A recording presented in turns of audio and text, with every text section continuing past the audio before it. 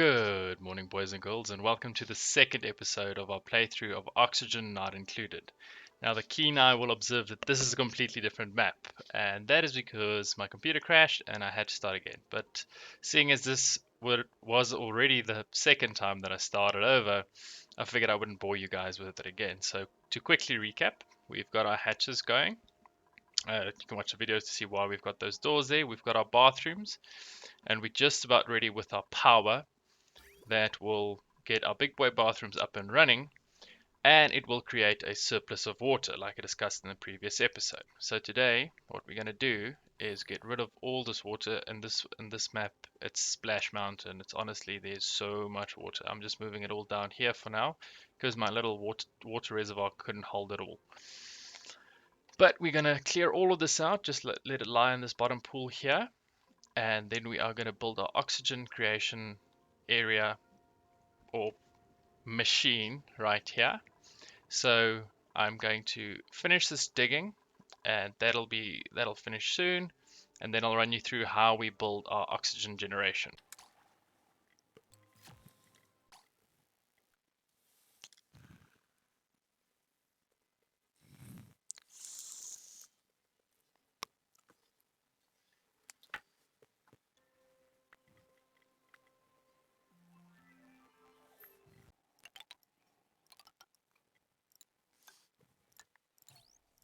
Okay, so this is my version of the Rodriguez electrolyzer, as Francis John likes to call it, and I'm sure we're all familiar with him. He's amazing. The only difference is I like to leave doors in mine where he blocks the whole thing in. The nice thing about doors is it allows your dupes to get in there when something breaks, and in Oxygen Not Included, something always breaks. So why not just leave doors in to make it easier on yourself?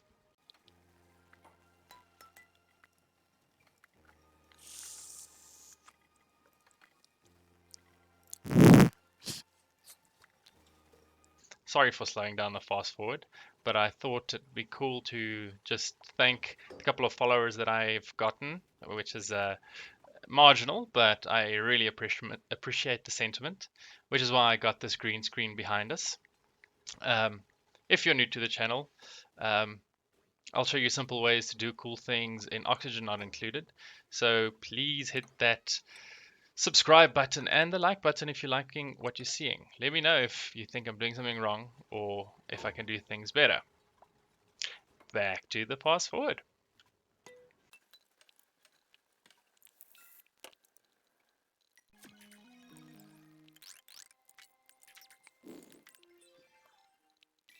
So here, we have some polluted oxygen in our little food pit. So what I'm going to do is I'm going to use an automatic dispenser to just drop some bleach down um, into our little food area, which will push the polluted oxygen out of the space and keep this a sterile environment.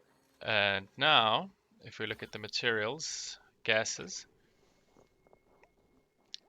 now you see the polluted oxygen has been pushed up. So there we go. Move out. There we go. Okay. No, let's just switch that off. Otherwise, they will keep picking up and putting back down, refilling the same automatic dispenser, which is obviously not what we want. And I think we're almost done here. So what we're going to do, even though the power isn't ready yet, is we're going to run this up all the way here. Two, yeah, there we go. Now that that's connected, the excess water from our bathrooms will, once this pipe's filled, because water will first try to flow through a pipe, and if it can't, then it'll run that way. It will run into this pipe and feed our oxygen, which will create a little bit of pollution, but that's okay. And now we need a couple more oxygen generators, and how they work I'll explain in a minute. So the beauty of this system is that it's self-sustaining, meaning that it produces more power than what it consumes. And how it produces power is through hydrogen. So we need to create a hydrogen generation floor. And I think this will be as good as any. We'll do 4. There is some, yeah, it's actually oxygen in there. Very, very small amounts. And some chlorine, but that's okay. We've got a lot of mess in the bottom of our base. Our bedrooms are high enough, so it's not the end of the world. And what we're going to do is we're going to have a gas filter up here. I'll just put it here, just because it's easier. That pumps the hydrogen into these hydrogen generators, and the and the rest goes out here. Now, eventually, this system will reach equilibrium, where that looks very messy, where all of that is hydrogen, and then we won't need the gas filter. And how we make sure of that is by setting this atmos sensor. Atmos sensor is if it's above or below a specific pressure, then switch on. So the hydrogen we set at 400, so if it's above 400, and these underneath, which will be pumping the oxygen, if they're above 250, they will switch on. Now, obviously, these are going to need pipes as well, and a single pump doesn't pump enough to fill a full packet. So we're going to run the one this way and down to here for now. And for the sake of symmetry, we'll do the same on the other side. Now that we've got our big boy bathrooms going, we can destroy those so we don't have to waste duplicate time on plunging. Now that we've got oxygen going, we've got food from our mealwoods and the hatchlings. That should keep us up and running. So now we can start venturing out. And to do that, we are going to need exosuits. So the first thing we need to do is research our exosuit forge, which will be there soon. And to make exosuits, we're going to need refined metals and reed fibers. And there's 2 ways to find reed fibers. One is growing actual reed fibers, which I don't seem to have around here. Or we can shave the Draco. So what I'm going to do is build a Draco farm or Draco stable. Ideally, it should be filled with hydrogen, but for now, I'm just going to shave all of them once.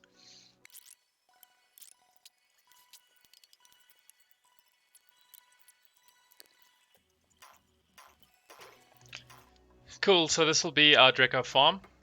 Dracos, unlike hatches, you can't feed them from a critter feeder. They live off a couple of options, but the simplest for us for now will be mealwood. So we're just getting some farm tiles in there so we can get some mealwood going for them.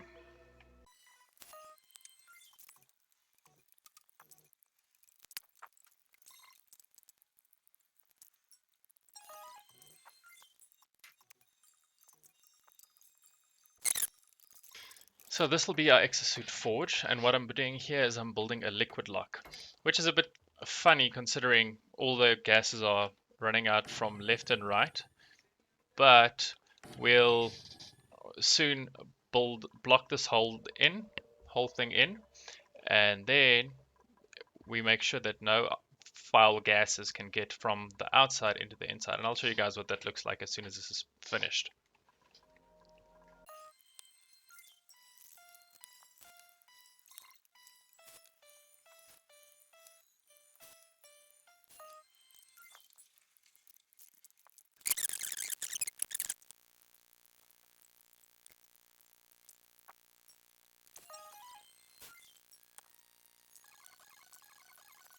So this is how we're going to make the liquid lock.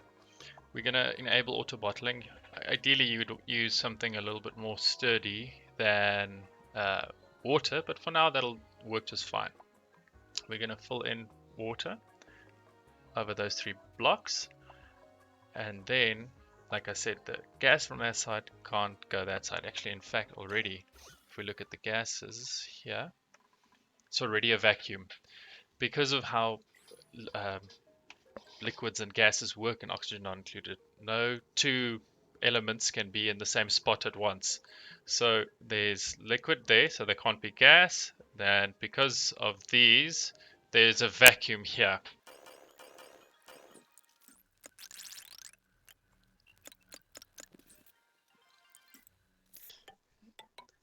So luckily we've got the spare set of oxygen pumps ready and waiting. So we'll disconnect those bad boys. In, out. Cool.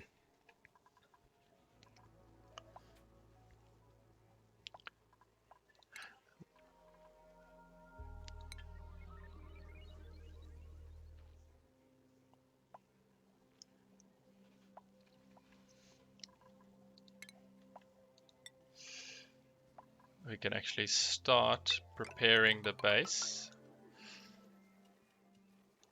for where we're going to seal it in. We go up here, here, here, and there, up till this floor. So yes, we're rebuilding some things, but that's not the end of the world.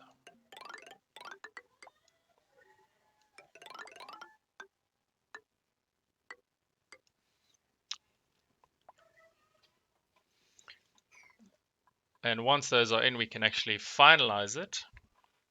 And then we know that all the other things won't go in. And we're going to build a nifty central storage area right here on these two tiles. And we're going to do it a little bit differently. So in this way, people inside the base can access it and people outside of the base. And what that looks like, we'll see very soon.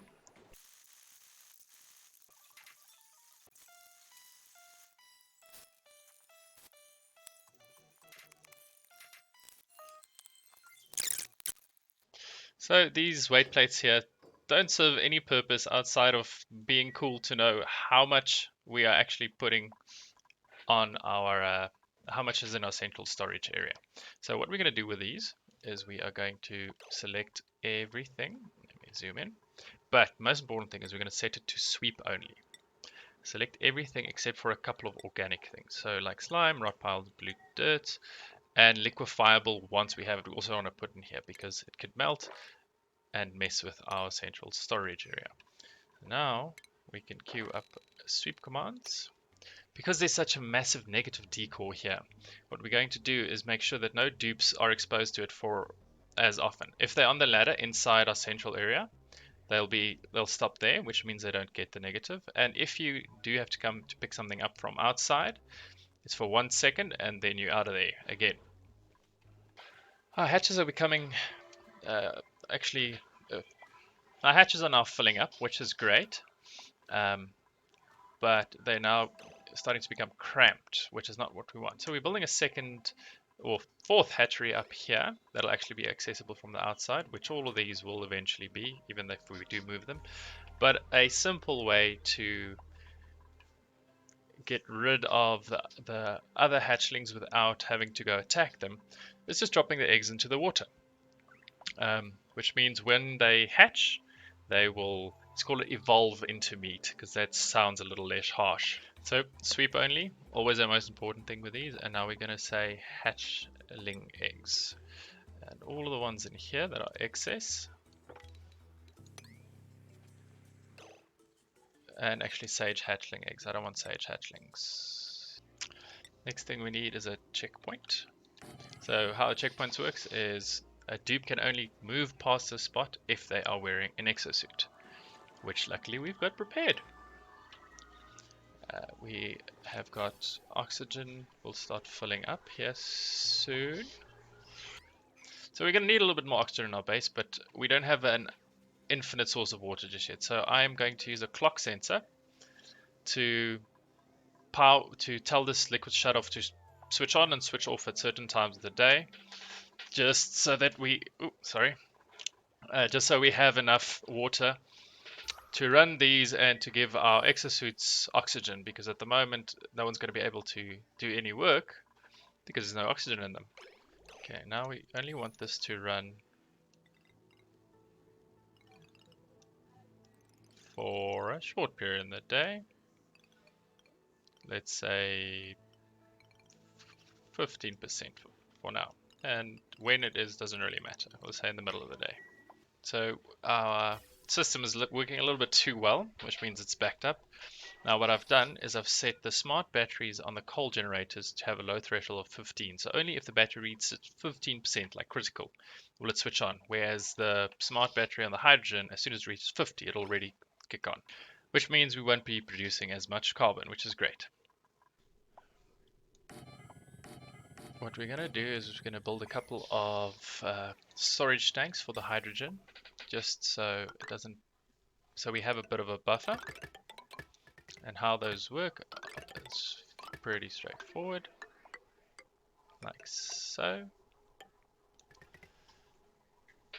It'll fill up from right to left and it'll pump out the bottom. So now we'll have a nice buffer. If something were to happen, we'll still be able to produce power. And now I think what we also need is a carbon skimmer to get rid of the carbon inside the base.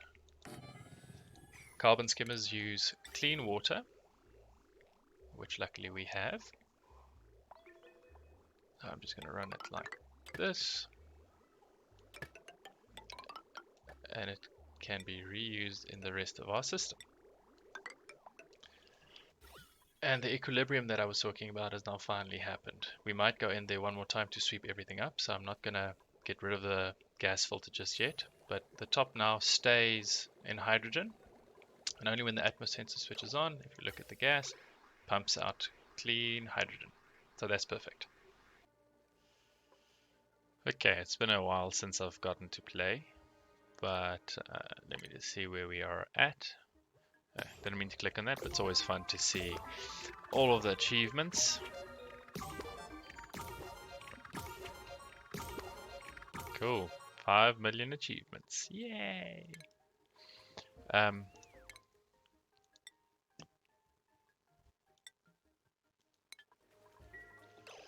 So our base is now up and running. We have got our we've got our barracks, we've got our washroom, we've got our great hall, and we've got oxygen going.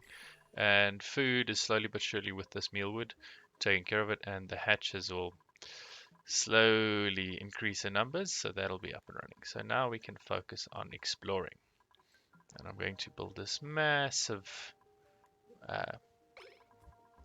ladder all the way up and down the base so we can see what we're dealing with, and from there we can explore a little bit further.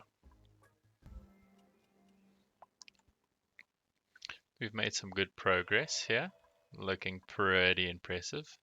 And what I'm seeing more and more is that we have got more salt water than we know what to do with.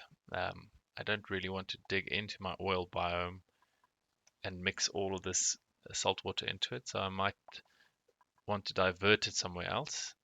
So to do that, I think I'm just going to go do a little bit more exploring to see what we can find.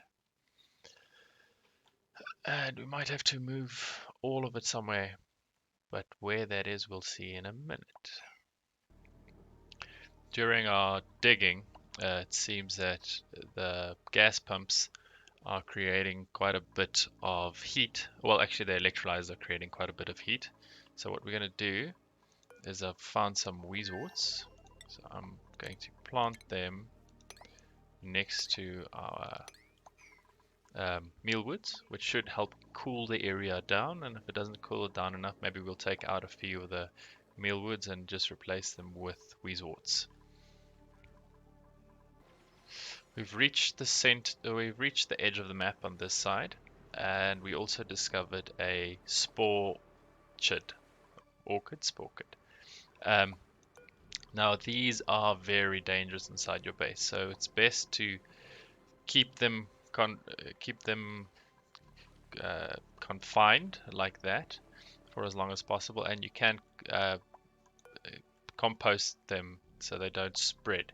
If your dupes are not wearing an exosuit, when they get in contact with them, they get infected, and it's very detrimental to their stats. So try and avoid that by all costs.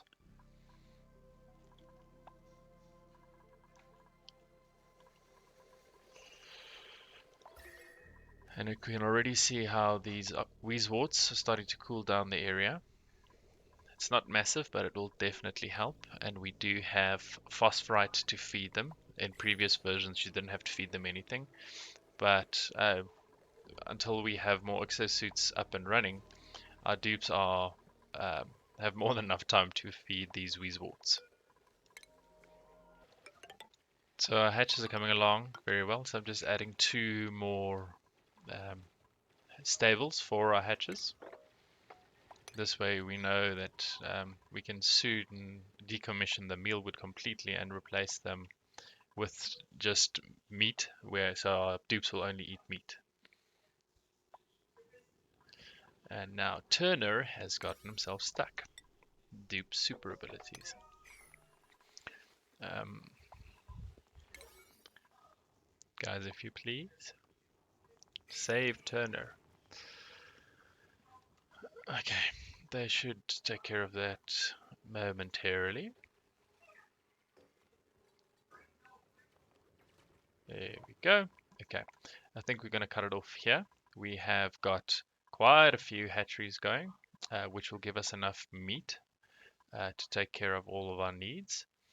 And we've got our oxygen, we've got our exosuits. So thank you very much for tuning in. I'm Peacock. You gotta let me fly, and I'll see y'all probably in 2 weeks from now.